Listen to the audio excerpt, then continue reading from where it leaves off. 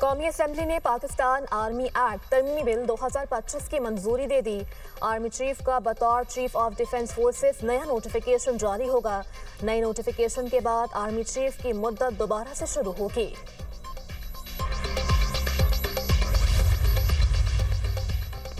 Supreme court के जज justice Syed Mansoor Ali Shah ने इस्तीफा दे दिया। जस्टिस अतर मनुल्लाह भी मुस्ताफी हो गए। दोनों जजेस ने सुप्रीम कोर्ट से अपने चैम्बर्स खाली कर दिए।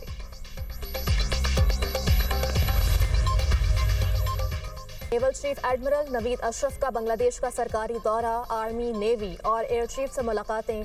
पाकिस्तान और बांग्लादेश के दरमियान दिफाई ताउन बढ़ाने पर इत्तफाक। ISPR।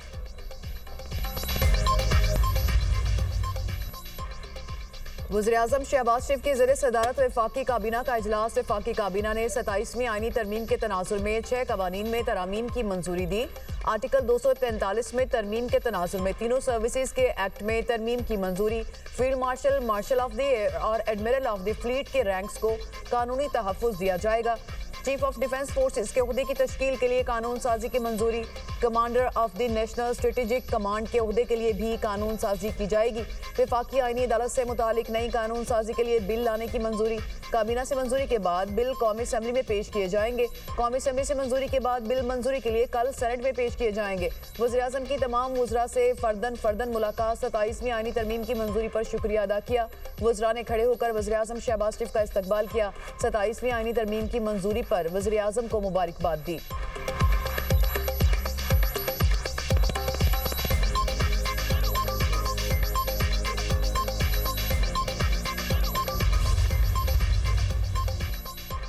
सत्ताईसवीं आईनी तरमीम। Chief justice supreme court Yahya Afridi ने फुल कोर्ट इजलास बुला लिया। फुल कोर्ट इजलास कल जुमा नमाज से कबल होगा। जराये के मुताबिक इजलास में 27वीं आईनी तरमीम पर बात होगी। सुप्रीम कोर्ट के 3 जजेस ने फुल कोर्ट इजलास के लिए खत लिखा था।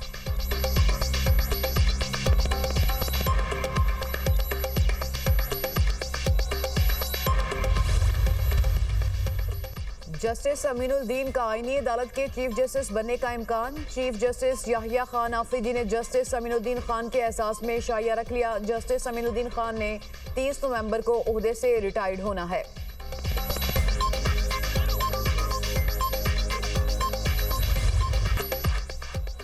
अमन और क्रिकेट जीत गई। पाकिस्तान में खेल को दहशतगर्दी की नजर करने की कोशिश नाकाम। श्रीलंकन क्रिकेट बोर्ड डट गया। खिलाड़ियों को दौरा मुकम्मल करने की हिदायत। श्रीलंकन क्रिकेट बोर्ड ने एलामिया जारी कर दिया। टीम और अमले की हिफाजत अव्वलीन तरजीह करार। सिक्योरिटी मजीद सख्त कर दी जाएगी। पाकिस्तान और श्रीलंका के दरमियान अब बकिया वनडे मैचेस 14 और 16 नवंबर को खेले जाएंगे। PCB के मुताबिक 13 और 15 नवंबर मैचेस के टिकट्स 14 और 16 नवंबर को कारामद होंगे।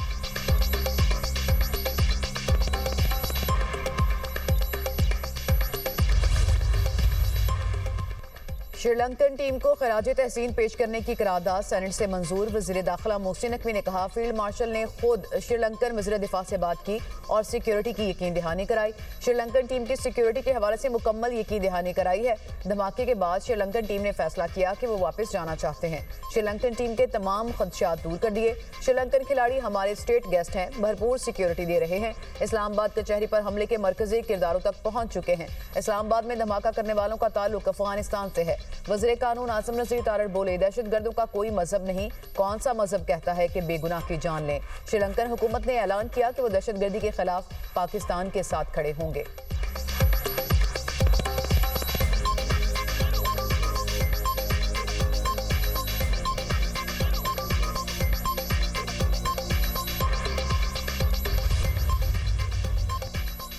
पार्लिमानी वोट देना हर रुकन का आईनी हक है। पार्टी हिदायत के खिलाफ वोट देने पर भी ज़मीर का एहतराम जरूरी है। ज़मीर के मुताबिक वोट देने वाले अराकीन को सियासी कीमत अदा करना पड़ती है। तहरीक इंसाफ भूल गई कैसे जल्दी में असम्बली तोड़ी गई। जब अदम एतमाद हुआ तो इन्होंने असम्बली तोड़ दी थी। नायब वज़ीर आज़म इसहाक डार का सेनेट में इजहार ख्याल। कहा, आर्टिकल 63A खुद ब खुद तो नहीं अप्लाई होता। किसी मेंबर ने ज़मीर के मुताबिक वोट कास्ट किया तो वो काउंट होगा। आइन और कानून के मुताबिक वो वोट काउंट होना चाहिए। जब तरमीम कौमी असम्बली गई तो कुछ कमजोरियों की निशानदही की गई। आर्टिकल 6 में तब्दीली करना बहुत जरूरी हो गया था। सुप्रीम कोर्ट और आईनी अदालत में जो भी सीनियर होगा वो चीफ जस्टिस ऑफ पाकिस्तान होगा। कि अमेंडमेंट जो है हम सब ऑपोजिशन में जब हमने अपनी अपनी तकारीर की थी, हमने कहा था कि जल्दबाजी में ना करें, ये एक आईनी अमेंडमेंट है, इसको जल्दबाजी में ना करें, खुदारा इसमें गलतियां निकलेंगी। ये वजह क्या है कि जल्द से जल्द अपनी आईनी अदालत बनाना चाहते हैं ताकि वो आईनी अदालत को कंट्रोल कर सकें। हमने कहा था जल्दबाजी ना करें, गलतियां होंगी। जब 27वीं तरमीम असेंबली पहुंची तो पता चला कि बहुत गलतियां हैं। सेनेटर अली जफर की हुकूमत पर कड़ी तनकीद, कहा लोटाक्रेसी को फरोग देना शर्मनाक है। आप सब ने ताली बजाकर साबित किया कि झूठ और फरेब की सियासत के साथ खड़े हैं। ये सब कुछ कंट्रोल करने के लिए जल्द से जल्द आईनी अदालत बनाना चाहते हैं। एमल वली का कहना है कि हम सुनते थे ज़मीर जाग गया और जागे हुए ज़मीर ने वोट दे दिए। लोटों की बात वो करते हैं जो खुद लोटों की तौहीन है। जमहूरी निज़ाम में ऐवान के तकद्दुस को पामाल नहीं होना चाहिए।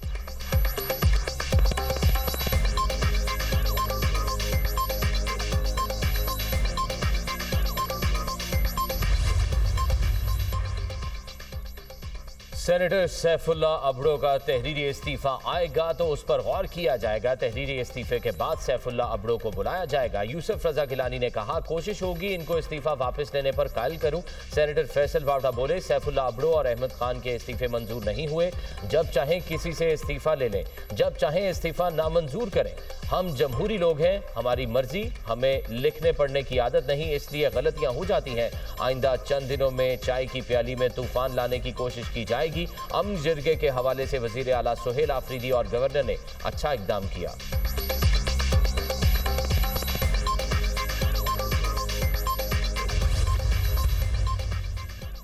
कैडेट कॉलेज वाना पर हमले की मंसूबाबंदी और कंट्रोल अफगानिस्तान से किया गया था। हमले की मंसूबाबंदी अफगानिस्तान में खारजी जाहिद ने की।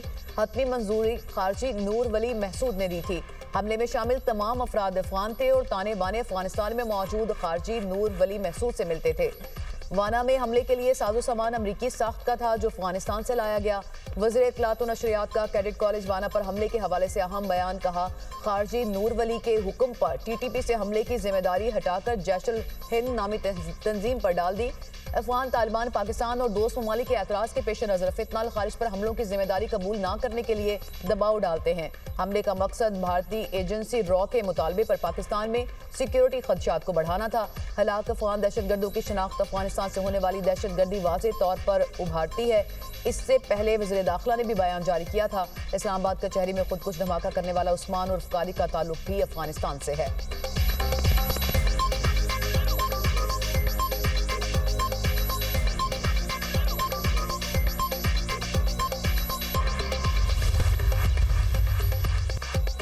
इस्लामाबाद धमाके की तहकीकात जारी है। वफाकी दारुल हुकूमत को महफूज बनाने के लिए तमाम जरूरी इकदाम किए हैं। अमन व अमान के हवाले से तमाम वसाइल बरूए कार लाए जा रहे हैं। पाकिस्तान ने हमेशा सबूत के साथ बात की, इल्जामात नहीं लगाए। पाकिस्तान के बयानिए को आलमी सतह पर पजीराई मिली। बदकिस्मती से हमारे हमसाए में इलेक्शन सिर्फ पाकिस्तान के नाम पर लड़ा जाता है। इस्लामाबाद में गैर मुल्की मेहमानों के लिए तमाम सहूलतें मौजूद हैं। वजीर मुमलिकत बराए दाखिला तलाल चौधरी, DC और IG इस्लामाबाद की मीडिया से गुफ्तगू। डिप्टी कमिश्नर इस्लामाबाद ने कहा, 17 नवंबर से घर घर सर्वे शुरू कर दिया जाएगा। हर घर की लोकेशन, अफराद की तफसील गूगल मैप पर मौजूद होगी। शहरियों से दरख्वास्त है टीमों के साथ मुकम्मल ताउन करें। IG इस्लामाबाद का कहना है, घरों में आने वाले मेहमानों का डाटा भी जमा किया जाएगा। महफूज हमसाए के नाम से प्रोग्राम लॉन्च किया जा रहा है।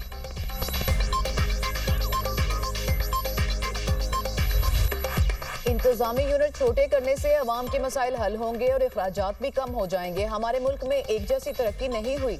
तमाम जमातों ने छोटे सूबों को अपने मंशूर में रखा लेकिन उस पर काम नहीं कर सकी। सिर्फ बड़े शहरों को तरजीह दी गई। सिंध में कराची के अलावा किसी शहर में बुनियादी सहूलियात मैसर नहीं। पंजाब में सबको गिला है कि सारा बजट लाहौर में लगाया जाता है। चेयरमैन दुनिया मीडिया ग्रुप मियां आमिर महमूद का सियालकोट में सेमिनार से खिताब, कहा जहां सूबा बनेगा हाई कोर्ट भी बनेगी। हमारे पास डिविजन्स की शक्ल में पहले ही बाउंड्रीज मौजूद हैं, बस डिविजन्स को सूबों का दर्जा दे दें। छोटे सूबों में पढ़े लिखे लोगों को सामने आने में मुश्किलात का सामना नहीं करना पड़ेगा।